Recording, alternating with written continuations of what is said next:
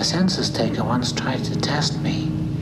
I ate his liver with some fava beans and a nice Chianti. ¿Qué tan peligroso puede ser un ser humano? ¿Hasta dónde puede llegar su hambre de maldad? ¿Existe un lugar lo suficientemente aislado y seguro como para encerrar a la persona más peligrosa y voraz del mundo? ¿Y si ese lugar existiera, dejaríamos finalmente de temerle? ¿O la mirada de aquel sujeto bastaría para helarnos la sangre? Bueno, de eso vamos a hablar en este informe, de eso y de otras tantas cosas. Así como Mary Shelley nos contó a través de su mítica novela, como Víctor Frankenstein jugaba a ser Dios creando una criatura monstruosa, la cual en un comienzo era bondadosa pero luego se transformaba en un asesino despiadado. En el mundo en el que vivimos hay muchos otros monstruos, como aquel moderno Prometeo. Están allí muy cerca, caminando junto a nosotros, camuflados entre los demás. Son rostros perdidos en la muchedumbre. Y esos monstruos también suelen tener un creador, alguien que los moldeó para que terminaran convirtiéndose en lo que son hoy. Pero en el caso de ellos, sus creadores no pretendieron jugar a ser Dios. Más bien parecen haber querido emular al mismísimo demonio. Uno de estos monstruos, dicen, es el peor de todos, y aún vive. Su padre, con cada golpe, con cada tortura, con cada vejación, fue haciendo de aquel que fuera un niño inocente, una criatura traumada. Un ser sediento de aniquilación. Un asesino tan implacable como nefasto. Un monstruo creado por otro monstruo.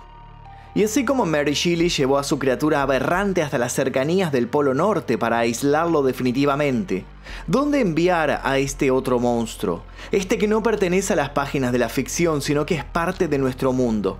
¿A dónde enviar al que muchos definieron como la persona más peligrosa del planeta? ¿Por qué se lo considera el Hannibal Lecter de la vida real?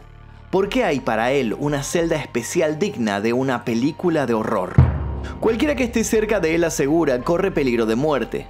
Y no de cualquier muerte, sino de una muerte espantosa. Por eso hoy está donde está. Y para entender cómo y por qué llegó hasta este recóndito lugar, debo decirles, bienvenidos al sangriento caso de Robert Mosley. Como ya les dije, este caso es comparado con el caso de Hannibal Lecter porque presenta muchas similitudes con este personaje. Ahora quiero preguntarles, ¿lo conocen a Hannibal Lecter? ¿Con qué película lo conocieron? Tiene varias, así que quiero saber si lo conocieron con alguna película o con la serie, tal vez. ¿Recuerdan alguna de sus frases? ¿Qué me pueden contar de Hannibal Lecter? Los invito a dejar sus comentarios aquí debajo y también quiero que me dejen sugerencias para posibles futuros videos en este canal. Les recuerdo que este y otros videos tienen su versión sin censura y sin publicidad, que es exclusiva para los miembros. Si te interesa unirte a la membresía de Clan Mephisto, simplemente hay que tocar el botón que dice unirse aquí debajo. Ahora sí, comencemos.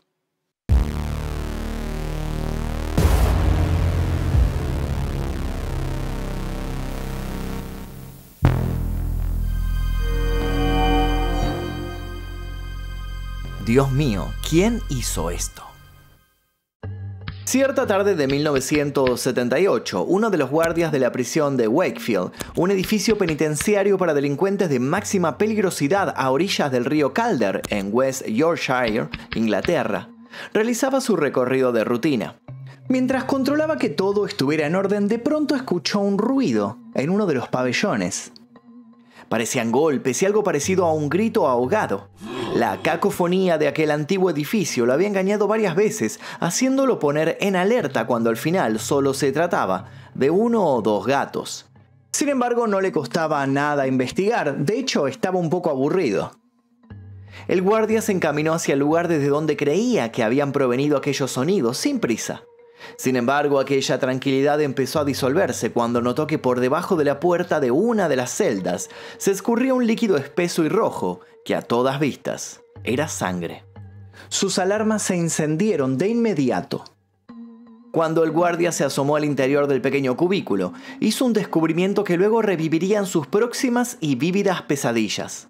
No solo tenía ante sus ojos el cadáver de uno de los presidiarios al cual por su estado era imposible reconocer, sino que allí dentro todavía estaba el asesino. Pero no nos adelantemos. Antes de profundizar en este macabro hallazgo que no es apto para estómagos sensibles, es necesario que comencemos por el principio. La primera prisión de Robert. Robert Maudsley nació el 26 de junio de 1953 en Toxteth, un pueblo ubicado al sur de Liverpool. Fue el cuarto de 12 hermanos. Sus padres biológicos lo abandonaron al nacer y terminó en un orfanato católico de Merseyside llamado Nazareth House, junto a 3 de esos hermanos. El abandono por parte de los padres suele ser una noticia terrible para un niño, por no decir devastadora. Sin embargo, el pequeño Robert no sabía aún que eso era lo mejor que podía pasarle. Es más, aquellos años en el orfanato serían sin duda los mejores años de su vida. Pero lamentablemente para Robert y sus hermanos, a los 8 años de haberlos abandonado, sus padres regresaron y se los llevaron a lo que era su nueva casa. La pareja se había quedado sin dinero y recuperando a los pequeños, pretendían cobrar los jugosos seguros de manutención que les permitirían salir de los aprietos. ¿Existiría esta historia si Robert y los suyos se hubieran quedado en el orfanato? No lo sabemos. Pero sí sabemos que comenzaba en ese momento un infierno cuyas llamas no tardarían en generar un incendio que no se limitaría a las 4 paredes habitadas por esa siniestra familia. La madre de Robert era adicta a la cocaína y su padre era un alcohólico irrecuperable. El hombre, sin ningún tipo de miramiento, sometía a Robert a brutales palizas. Era tan despiadado en su maltrato que llegó a golpearlo con un rifle de aire comprimido hasta partírselo en la espalda. Y por si esto fuera poco, abusaba de él de modo sistemático.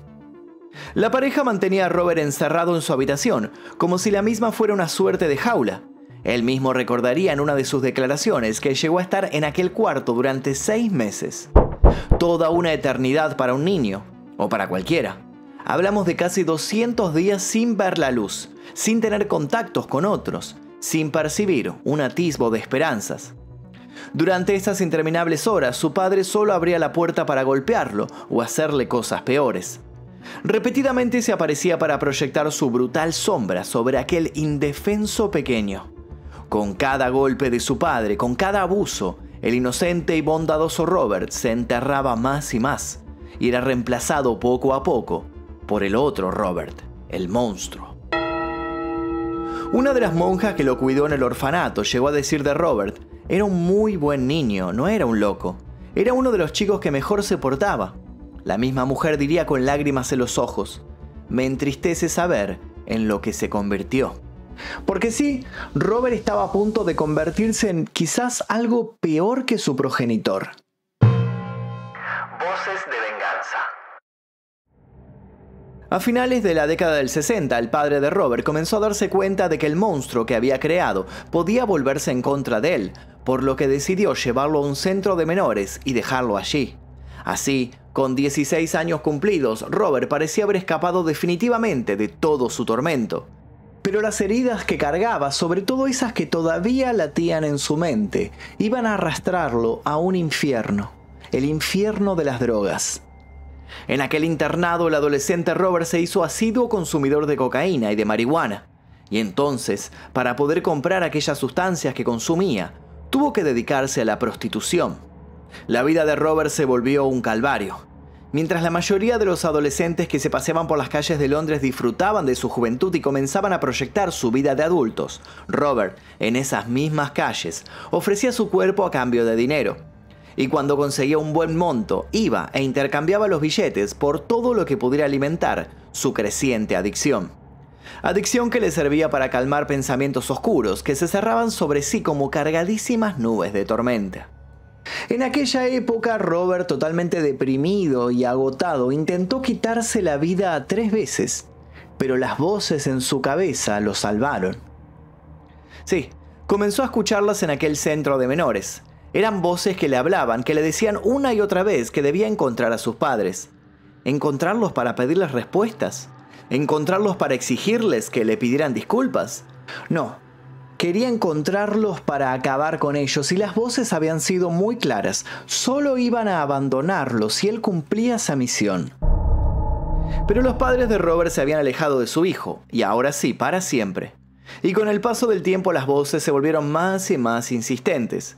Y tanto escaló esa insistencia que llegado el momento Robert supo que ya no tenía elección. Debía saciar ese ímpetu, esa sed de venganza, como fuera. Y si no podía hacerlo con sus padres, pues tendría que hacerlo con otra persona que también se lo mereciera. El monstruo comenzaba a rugir. La primera víctima. Cierto día de 1974, Robert conoció a John Farrell. Aquel hombre tenía unos 30 años y le había pagado por sus servicios. En algún momento de la cita, Farrell, a modo de diversión, sacó unas fotografías y se las mostró. Y esto terminó por despertar a la bestia agazapada en Robert. En aquella fotografía se veían a diferentes niños de los que John Farrell había abusado. Mientras su cliente se reía de manera perversa y le seguía mostrando más fotos, algo cambió en Robert. Para él, el rostro de aquel sujeto se fue convirtiendo en el rostro de su padre, y entonces, a mitad de una de esas carcajadas, Robert lo atacó. Robert Mosley, de 21 años, cometió así su primer crimen. Con cada golpe que le dio a John Farrell, terminó por sepultar al inocente niño que alguna vez había sido y le abrió las puertas al otro, al asesino. Cuando se cansó de pegarle, Robert remató a su víctima, estrangulándola. Algunos dicen que después de concretar ese crimen, Robert se entregó. Otros dicen que fue la policía quien lo atrapó en una de las calles de Londres, ya que a esa altura no tenía hogar donde vivir. Sea como sea, por el asesinato de John Farrell, Robert Mosley fue condenado a cadena perpetua. Las pericias psicológicas que se le practicaron arrojaron un resultado tan implacable como aterrador. Robert jamás debería ser liberado. De quedar nuevamente libre, el hombre volvería a matar, y lo haría siempre que tuviera la más mínima posibilidad. Para Robert aquello sería como matar a su padre una y otra vez, y lo que las autoridades todavía no imaginaban es que el encierro no iba a poder calmar a la bestia. La bestia ataca de nuevo.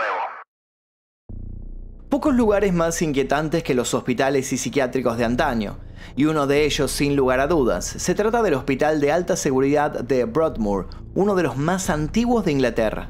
De hecho, en este canal hicimos un top con los peores hospitales psiquiátricos del mundo, así que si no lo vieron los invito a verlo. Les voy a dejar al final un link para que vayan a verlo y lo comenten si les interesa. Conocido como un asilo para delincuentes lunáticos, el Hospital de Broadmoor, cuyas obras fundacionales datan de 1863, se ubica en el condado de Berkshire, al norte de Londres, y cuenta con una superficie total de 210.000 metros cuadrados. Construido siguiendo el estilo victoriano, se concibió como un centro de salud mental para criminales o personas peligrosas. Pero aunque se lo considere oficialmente un hospital o un psiquiátrico, Broadmoor siempre se acercó más a una prisión que a otra cosa. Por sus oscuros pabellones se pasearon atroces criminales como Peter Sutcliffe, conocido como el descuartizador de Yorkshire, o el asesino de niños John Straffen. Bajo sus descascarados techos se produjeron las escenas más escabrosas, y una de ellas tuvo lugar en 1977. Luego de asesinar a John Farrell y ser condenado a cadena perpetua, Robert Mosley fue enviado a ese truculento sitio. Allí, Robert se hizo amigo de otro recluso, un hombre llamado David Cheeseman. Un día, Robert convenció a David de llevar a un tercer prisionero, de apellido Francis, a una celda aislada para, una vez allí, hacerle pagar sus crímenes. Robert sabía que aquel hombre había sido arrestado por abuso de menores. El rostro de su padre comenzaba a tomar posesión de las facciones del tal Francis, y él se encargaría de hacerlas desaparecer. La labor le tomó a Robert 9 horas. Durante todo ese tiempo torturó a Francis de las maneras más crudas imaginables, buscando vengar a los niños de los que su nueva víctima había abusado, tratando de acallar con cada laceración las voces que seguían gritando en su cabeza. «Mátalo, mátalo, mátalo». Por el atroz asesinato de Francis, Robert Mosley fue nuevamente condenado y enviado a un lugar donde las medidas de seguridad eran aún más extremas: la prisión de Wakefield, una prisión conocida como la Mansión de los Monstruos. La Mansión de los Monstruos. Si el Hospital de Alta Seguridad de Broadmoor era un lugar inquietante, la prisión de Wakefield lo era aún más. Construida originalmente en 1594 como una casa correccional, fue designada prisión de dispersión en 1967, aunque como dijimos, era conocida en todo el Reino Unido como la Mansión de los Monstruos, debido a la gran cantidad de delincuentes abusadores y asesinos de alto riesgo recluidos allí. En Wakefield, el control de los prisioneros y la seguridad eran totales. Prácticamente nadie que estuviera encerrado allí podía sortear la vigilancia de las decenas de guardias apostados en cada rincón.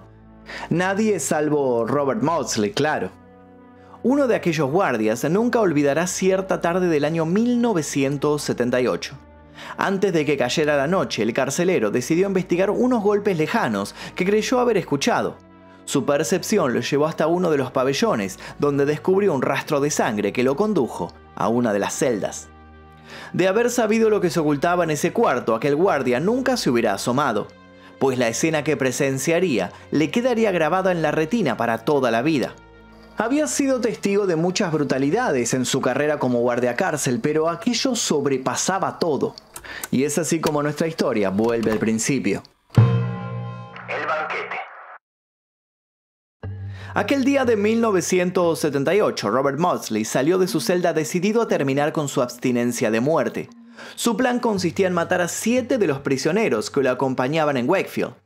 Su primera víctima fue Salney Darkwood, un asesino condenado por torturar a su mujer. Robert invitó a aquel hombre a su celda. La excusa debió haber sido buena, ya que Salney aceptó la invitación de inmediato. Una vez allí, su anfitrión se transformó en ese monstruo despiadado que ya otros pocos afortunados habían conocido. Luego de golpearlo salvajemente varias veces, desenfundó una daga que él mismo había forjado a partir de una cuchara y lo apuñaló una y otra vez y otra vez. Antes de que Salney llegara a su exhalación final, Robert lo estranguló para no perderse el último gesto de aquel rufián cuando la vida al fin lo abandonara. Pero para Robert esto era apenas el principio. Escondió el cadáver todavía tibio debajo de su cama y salió a buscar a su próxima víctima. Intentó atraer a otros prisioneros hacia su celda, pero esta vez todos se rehusaron. Entonces fue que encontró a William Roberts, un preso condenado por abuso de menores. William se hallaba tumbado en su cama y la puerta de su celda estaba abierta. Robert vio allí una oportunidad e ingresó sigilosamente. Lo primero que hizo fue golpear la cabeza de William varias veces contra la pared. Luego, extrajo la misma daga artesanal con la que había apuñalado a Salney Darkwood y comenzó de manera siniestra a practicarle cortes en el cuero cabelludo. Mientras la sangre de William brotaba de sus cada vez más numerosas y profundas heridas, formando un angosto río que salía de la celda hacia el pasillo, Robert consiguió con su improvisada arma romper el cráneo de su víctima. Cuando el guardia se asomó, descubrió horrorizado que Robert estaba sentado y a través del agujero que había hecho en el cráneo de este otro preso, le estaba comiendo el cerebro. Para fortuna de los demás presidiarios, este macabro hallazgo por parte del guardia hizo que Robert no llegara a cumplir con el número de víctimas que se había propuesto. Pero, ¿y ahora qué debían hacer con este ser implacable que no podían parar de ningún modo? Monstruos que inspiran. El escritor Thomas Harris aseguró que la persona real que lo inspiró a crear a Hannibal Lecter y la saga de novelas que cuentan su historia fue un médico mexicano llamado Alfredo Balí Treviño, a quien habría conocido personalmente en Monterrey, en la cárcel de Topo Chico, donde cumplió una condena acusado de varios asesinatos y descuartizamientos. Thomas Harris dijo que en la premiada película El silencio de los inocentes, basada en una de sus novelas, la primera charla que mantienen la agente Clarice Starling, interpretada por Jodie Foster, y Hannibal Lecter, interpretado por Anthony Hopkins, es muy parecida a la conversación que él mismo había sostenido con Treviño. Así y todo, nadie puede negar que la otra gran inspiración para la creación de Hannibal Lecter, sobre todo si nos referimos al personaje que nos presentó el cine, tiene que haber sido Robert Maudsley. Ya sus atroces asesinatos, sumados a los testimonios de algunos guardiacárceles que corroboraban el hecho de que el criminal habría comido parte de los cerebros de algunas de sus víctimas, habrían bastado para semejante inspiración. Pero hubo algo que despertó la imaginación de todos los cineastas y fue la celda en donde decidieron encerrar a Robert. Luego de sus nuevos crímenes, Robert Maudsley fue condenado a 4 cadenas perpetuas extras. Los profesionales que lo estudiaron coinciden en que si bien es una persona que se encuentra ubicada en la realidad y comprende cabalmente la criminalidad de sus actos, la agresión homicida continúa surgiendo una y otra vez, sin que el individuo muestre señal alguna de justificación o arrepentimiento, por lo que la reinserción social es algo totalmente imposible, así como también la mera convivencia con terceros. En 1983, las autoridades consideraron que Robert Maudsley era el preso más peligroso del Reino Unido y por lo tanto no debía permanecer encerrado en una celda normal. Había que aislarlo para que cualquier potencial nueva víctima fuera inalcanzable. Para tal efecto se creó una celda sin igual. Ubicada en el sótano de la prisión de Wakefield, el particular cubículo que mide 4,5 metros de ancho y 5,5 metros de altura, se encuentra delimitado por gruesos cristales antibalas, a través de los cuales Robert puede ser vigilado. Una puerta de acero sólido abre la celda. Dicha puerta cuenta con una pequeña ranura a través de la cual los guardias le pasan el alimento y otros elementos.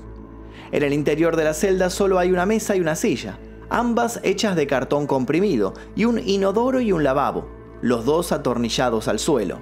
Por último, una losa de cemento hace las veces de cama. La celda de cristal que puede verse en El silencio de los inocentes se basa bastante fielmente en la que existe en el sótano de la prisión de Wakefield y que aún contiene en su interior al verdadero Hannibal the Cannibal, como muchos medios llamaron en su momento a Robert Maudsley. El mismo Robert llegó a declarar que se siente como un muerto en vida que fue enterrado en un ataúd de vidrio. Allí, en ese exclusivo sarcófago de cristal, Robert pasa confinado 23 horas al día. Durante su única hora diaria fuera de la celda, en la que sale para hacer algo de ejercicio, es escoltado por hasta 6 oficiales. Durante el año 2000, Robert escribió una carta cuyo contenido pudo acceder el diario The Sun, en la que expresaba que no entendía para qué lo tenían encerrado de esa manera. En la carta también le solicitaba a los jefes penitenciarios que le permitieran ver televisión, escuchar música o simplemente le dieran cianuro para terminar con su vida. Pero las autoridades de la prisión no atendieron ninguna de sus peticiones. Robert solo tiene comunicación con su sobrina, Claire Maudsley, con quien intercambia cartas con frecuencia. Claire dijo a principios de 2021 que le fascinaba a su tío Bob, como le dice ella a Robert Maudsley. Luego se vanaglorió diciendo que no cualquier persona tiene un asesino en serie en su árbol genealógico. Otros mundos. Desde su celda de cristal, Robert Maudsley también llegó a expresar lo siguiente: a nadie le interesa si estoy loco o estoy mal. No saben la respuesta y no les importa mientras me mantengan fuera de la vista y de la mente de los demás. Me queda estancarme, vegetar y retroceder. Me dejan solo para enfrentarme con personas que tienen ojos pero no ven, que tienen oídos pero no oyen, que tienen boca pero no hablan. ¿Qué vida habría llevado Robert si su padre no hubiera sido un monstruo? Si hubiera nacido en el seno de una familia normal, ¿se habría convertido en este asesino en el futuro? Ante estas preguntas no podemos evitar recordar las palabras de aquella monja que lo cuidó en el orfanato antes de que su padre lo arrastrara al infierno. La religiosa había asegurado que aquel pequeño Robert era un buen niño, uno de los que mejor se portaba en el asilo. El padre de Robert se ocupó de destrozar a base de golpes y vejaciones ese posible mundo habitado por su hijo sano. En la última jornada del juicio final que se celebró en contra de Robert, él mismo confesó que le hubiera gustado mucho poder matar a sus padres y que de haberlo hecho estaba seguro que no hubiera asesinado a nadie más. Pero ese otro mundo tampoco fue posible, porque a pesar de tener la mente nublada constantemente por el alcohol, el padre de Robert se alejó de su hijo justo antes de que su vida peligre. El único mundo que se tornó real fue este, donde Robert Maudsley a sus 70 años permanece todavía confinado en una cárcel de cristal, en los subsuelos de una prisión de máxima seguridad en Inglaterra. ¿Cuánto más habrá ayudado esto a su locura? ¿Cuán dañino estará siendo este nuevo e impiadoso tratamiento? ¿Le recordará el encierro a los primeros años en que su padre lo mantuvo cautivo? ¿Es justa esa condena? Muchos son los que se preguntan estas cosas. Otros prefieren hacerse preguntas más sombrías. ¿Seguirán las voces en su cabeza? ¿Y si Robert consiguiera de algún modo salir de su nueva cárcel? ¿Qué otros horrores se desatarían? Y hasta aquí el video del día de hoy. Espero que les haya interesado la historia de Robert Maudsley, el Hannibal Lecter de la vida real. Quiero que me dejen sus opiniones aquí debajo y también los invito a dejar sugerencias para posibles futuros videos en este canal.